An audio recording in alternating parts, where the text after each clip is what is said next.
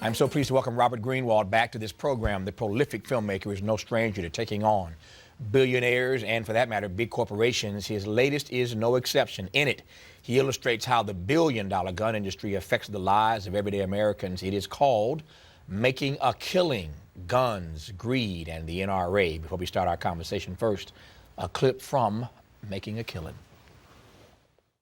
In my hospital, 54 kids got shot last year, and they trickled through the news one at a time and then faded out of people's public conscious. Where is that outcry for these kids, right? It's not happening all at once. It's this chronic, steady stream of violence in their lives. And to think about those numbers in those terms, if you shift the way people think about it, maybe they'll get more mad about it. They all know someone who was shot. They all love someone in their family who was shot, or they've personally been shot. What does that do to a community when, okay, you have these 54 kids, but what do their siblings think? What do their parents think? What do their cousins think? How do they go through their lives knowing that just getting shot is part of life? So let me begin our conversation, Robert, perhaps at an unorthodox place. The stat we just saw was about Black Americans. The faces we saw predominantly on that montage were African Americans. And yet, I had an epiphany when in Newtown, we saw all these precious white babies who were killed in that school. And the epiphany was that, and I'm sure I'll get some mail for this, but bring it on. I've never believed that this country has the respect that it ought to have for the humanity and the dignity of Black life. And so we live in an era now where we have a Black Lives Matter campaign because there has not been the requisite respect for the humanity and dignity of Black life in this country. But that's a very different thing than watching white kids get gunned down in school. So the epiphany I had was, if America ain't gonna get serious about the gun issue when white babies are being killed, I don't know that we'll ever get traction on this issue. Now, if you can, given your work, disabuse me of that notion. Okay. Well, there's obviously tremendous truth in that, and pain, and having spent 2 years traveling the country and interviewing all kinds of people, Black, white, young, old, suicide, accidental, domestic violence, gang violence, drug violence.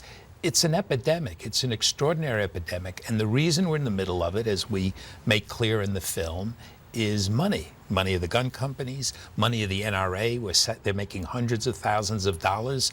But there is traction, actually. There is progress. It's not happening on the national level, but it's happening on the state level. Mm-hmm. And the smart groups that we're working with, the hundreds of groups and the many legislators, are really emulating what the LGBT movement did, was go state by state, ballot initiatives, local elections, and start to change there. And people start to see, wait a minute, it's safer.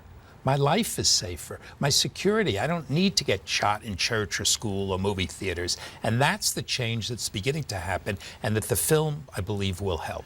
Tell me more about the change. So what is happening that we ought to be celebrating? We ought to be celebrating that in different states there are laws being passed. Now, ultimately you need national laws because, as we point out in this section, in Chicago, which the NRA uses all the time in basically racist language to say the laws don't work. The problem is the guns are coming from Indiana and other states. But right now there are initiatives been passed. California's had better laws. They passed a law in Washington. Seattle has better laws. State, local, city council, and that is progress. That is real progress. And what we're doing with the film, Tavis, making it available for free all over the country so people can screen it in schools and in churches and in homes, and senators and elected officials are using it and saying, you don't feel safe. You, in fact, life is in danger. Here's why, and here's what you can do about it. So I'm not naive, obviously, in asking this question, but there is nothing in this film that congressmen, senators don't already know. And yet we can't seem to get the traction on this issue, to your point, at the national level. Why is that? Well, first, there is a lot that they don't know. I got an email yesterday from a senator who saw it over the weekend, a U.S. senator, a very important one, and he said he thought he knew about the issue. But what the senators and many elected officials, and we showed it in Santa Barbara the other night with elected officials, they have not understood how deeply this is a financial issue. Okay. Really have not understood that. And that's another way for us to talk about this issue, right? For people to say, wait a minute, this is not just an accident. But how can they not know that the gun lobby is lobbying for gun rights, not just because they want to protect the Second Amendment, because a whole lot of folk are making money. So how could they not know that? Well, when you're hit with lobbyists who work for the NRA, who continually use the Second Amendment, which is, an ideology that's in service of the profit motive, over time it tends to wear people down. We spent 2 years finding all the facts and all the figures. But that's not enough. We married the facts and the figures to the most deeply personal story, so every single person can see themselves in one section of the film, in the Chicago section, or domestic violence, or suicide. I mean, the suicide thing, we have a mother and a fiancé that she was 6 weeks from getting married. Her fiancé goes out, he was having a bad, dark day. He buys a gun, no waiting period. It's insanity. There's some of us who believe that America may well have been a corporation before it was even a country, but that's another debate for another night. That's a good discussion. Yeah, but even if one doesn't believe that, Calvin Coolidge perhaps was right when he said the business of America is business. So I ask a devil's advocate question, I guess, which is, why can't the gun lobby, or for that matter, the cigarette industry, anybody else, why do you want to infringe upon their right to make money? Why can't they sell their goods if people want to buy them? Well, they can sell them if people want to buy them, but capitalism has always functioned best when there are protections. The last 30 years, with inequality, with the 1% rising, with corporations in a small segment of our country having more and more power, we're seeing those protections being taken away more and more. And we know we've had a lot of films dedicated to that, Koch brothers or Wal Mart or Fox News that we've discussed. And I think there's a possibility, it's not easy and it's not quick, but what the Koch brothers and the NRA and others have in common, they look at this as a long-term fight. We need to look at it as a long-term fight, shifting politics, pointing out the greed, attacking the ideology, and talking to people who know they are not as safe as they want to be. You and I both know that there's a huge gap, huge space between repealing the Second Amendment and reasonable gun laws. What has to happen for us to find a medium, find a space? Well, the Second Amendment, I believe, is used over and over again by people who don't give a damn about the Second Amendment, but give a damn about a bigger salary, another house, or more money. We need to get out of the trap of saying many of these people are just using the ideology, and we need to educate people and connect the dots.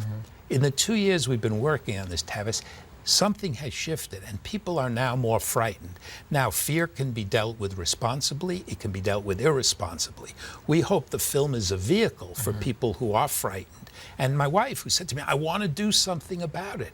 Here's a film that you can use, that you can show, that you can educate with, and you can motivate people, whether it's a local election, a ballot, or a group that you want to get involved with. There really is a lot that can be done. We've been convinced by the NRA and the gun companies, nothing you can do. But look, did you ever think that cigarettes would change the way it has? Or the automobile industry? Seat belts, all kind of things. Exactly. We don't need seat belts. We don't need baby seats. We don't need speed limits. And I believe the guns are exactly in that for-profit greed model, and we can win. The flip side to that argument, again, playing devil's advocate here, though, is that this democracy is predicated upon the belief, ostensibly, that the demos, we the people, have the agency, that we have the power, that we have the control. And yet, every poll, every study, every survey that I see says that the American people want some reasonable gun control measures in place, and yet they continue to be thwarted year after year. Why? Why? Because the other side has had money and it's had passion.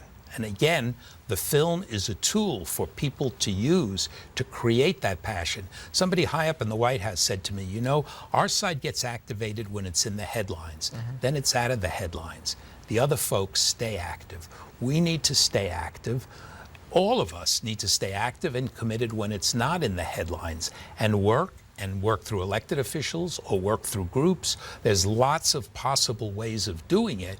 But again, it's not a quick, instant process. It's not one thing and it's fixed. I got 35 seconds here. In this election season, the issue has certainly been debated on the Democratic side. Bernie and Hillary have a somewhat distinct, different point of view. Maybe I shouldn't say it's that, but there's a nuanced view, let me put it that way.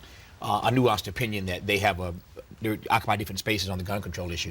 How do you see this issue, if at all, playing out on the presidential calendar this time around? Well, we released it this year because of the presidential election, like we did with our war profiteering movie, so that hopefully the candidates and people all over the country who will get the film will be using it and pushing and saying, I want my elected officials at whatever level to talk about profit, to talk about greed. I want to be safer. I want my elected officials to make me safer. And that requires taking on the NRA and taking on the gun companies. The film is called Making a Killing, Guns, Greed, and the NRA, brought to us by perennial and brilliant filmmaker, Robert Greenwald. Good to have you on, Robert. Thank you. Good to see you, my friend. That's our show for tonight. Thanks for watching, and as always, keep the faith.